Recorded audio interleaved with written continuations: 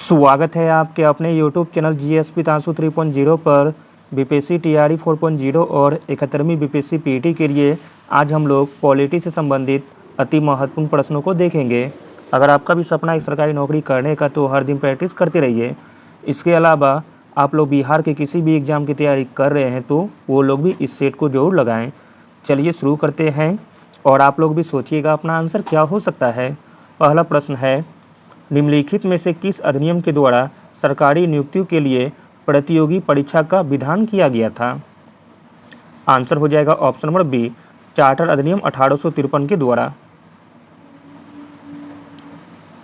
Charter अधिनियम 1853 ने सरकारी नियुक्तियों के लिए प्रतियोगी परीक्षा का विधान किया। इस अधिनियम ने भारतीय प्रशासन में सुधार के लिए कई महत्वपूर्ण प्रावधान किए, जिनमें से एक यह था कि सरकारी सेवाओं में नियुक्तियों के लिए प्रतियोगी परीक्षाओं का आयोजन किया जाएगा। अगला प्रश्न है, इम्पोर्टेंट है, निम्नलिखित में से किस अधिनियम के द्वारा कार्यपालिका एवं न्यायपालिका के बीच शक्ति पृथक्करण की दिशा में बड़ा कदम उठाया गया था? तो दोस्तों वह अधिनियम हो जाएगा 1781 का संशोधनात्मक अधिनियम। ऑप्शन नंबर बी सही हो जाएगा। 1781 का संशोधनात्मक अधिनियम कार्यपालिका और न्यायपालिका के बीच शक्ति पृथक्करण की दिशा में एक बड़ा कदम था। इस अधिनियम ने ब्रिटिश ईस्ट इंडिया कंपनी के शासन में न्यायपालिका की स्वतंत्रता को बढ़ावा देने और कार्यपालिका के साथ इसके टकराव को कम करने के लिए महत्वपूर्ण प्रावधान किए थे। अगला प्रश्न है, भारतीय संविधान सभा ने निम्नलिखित में से किस समुदाय का प्रतिनिधित्व एक समान था? भारतीय संविधान में जिस समुदाय का प्रतिनिधित्व एक समान था वह हो जाएंगे एंग्लो इंडियन तथा भारतीय ईसाई। ऑप्शन नंबर सी सही हो जाएगा। भारतीय संविधान सभा में एंग्लो इंडियन और भारतीय ईसाई समुदाय का प्रतिनिधित्व एक समान था।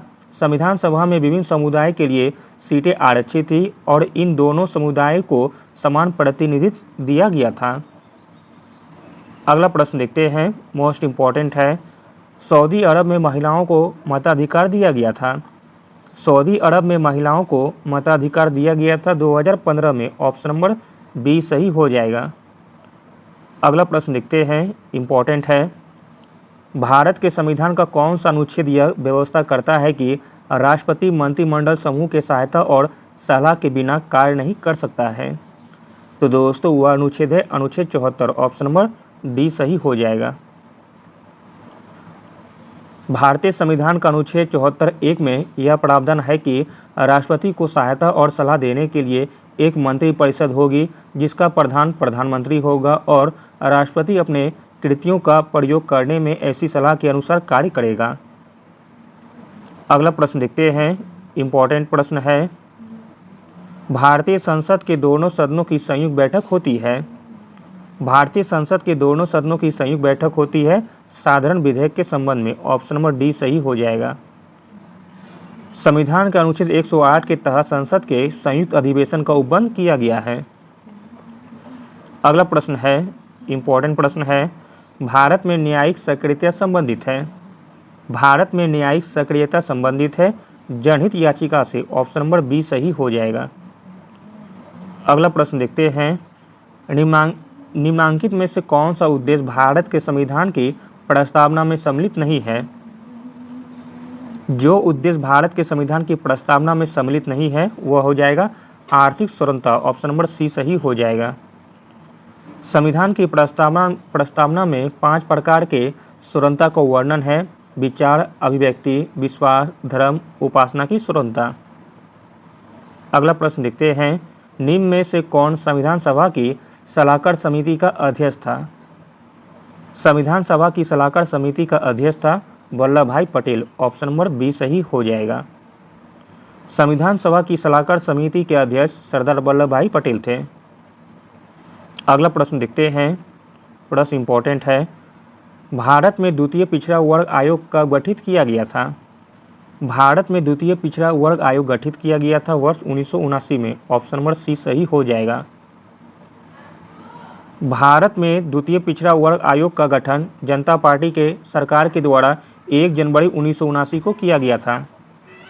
अगला प्रश्न है, निम्नलिखित में से किसे एक दबाव समूह माना जा सकता है? इसमें आपका दबाव समूह हो जाएगा मजदूर संघ के सदस्य, ऑप्शन नंबर डी सही हो जाएगा। मजदूर संघ के सदस्य को दबाव समूह माना जा सकता है जब कोई संगठन अपने सदस्यों के हितों की पूर्ति के लिए राजनीतिक सत्ता को प्रभावित करता है और हितों की पूर्ति के लिए दबाव बनाता है तो उस संगठन को दबाव समूह कहते हैं। राजनीतिक दलों को संवैधानिक मान्यता प्रथम बार कब मिली थी? आंसर है ऑप्शन नंबर बी, वर्ष 1985 में। राजनीतिक दलों को संवैधानिक मान्यता प्रथम बार मिली थी वर्ष 1985 में। भारतीय संविधान के 52वें संविधान संशोधन 1985 द्वारा 10वीं अनुसूची जोड़कर दल बदल के आधार पर निहरता संबंधी उपबंध दिए गए हैं। इसी के तहत भारत में प्रथम बार राजनीतिक दल को संवैधानिक दर्जा प्रदान किया गया है। अगला प्रश्न है, निम्नलिखित में से किसने 1951 में नेहरू मंत्रिमंडल से हिंदू कोड बिल को लेकर त्यागपत्र दिया था? तो दोस्तों वह थे BR Ambedkar, option number B सही हो जाएगा। भीमराव अंबेडकर ने 1951 में नेहरू मंत्रिमंडल से हिंदू कोड बिल को लेकर त्यागपत्र दिया। अंबेडकर ने इस बिल को संसद से पारित कराने के लिए कड़ी मेहनत की, लेकिन इसके विरोध के कारण यह पारित नहीं हो सका।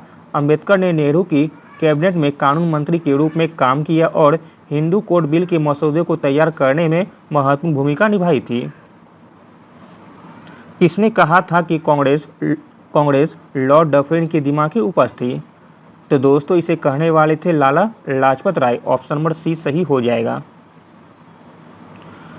लाला लाजपत राय ने कहा था कि कांग्रेस लॉर्ड डफरिन की दिमाग की उपज थी। उन्होंने अपने लेख में यह बात कही थी कि जिसमें उन्होंने कांग्रेस की स्थापना के उद्देश्य पर सवाल उठाया था और कहा था कि इसका उद्देश्य ब्रिटिश साम्राज्य के हितों की रक्षा करना था, न कि भारतीयों को राजनीतिक स्वतंत्रता दिलाना। अगला और अंतिम प्रश्न देखते हैं। प्रश्न इंपॉर्टेंट है, निम्नलिखित में से किसने तीनों गोलमेज सम्मेलन में भाग लिया था? आंसर हो जाएगा ऑप्शन नंबर डी, उपयुक्त में से कोई नहीं। तीनों गोलमेज सम्मेलन में भाग लिया था तेज बहादुर सप्रू और भीमराव अंबेडकर।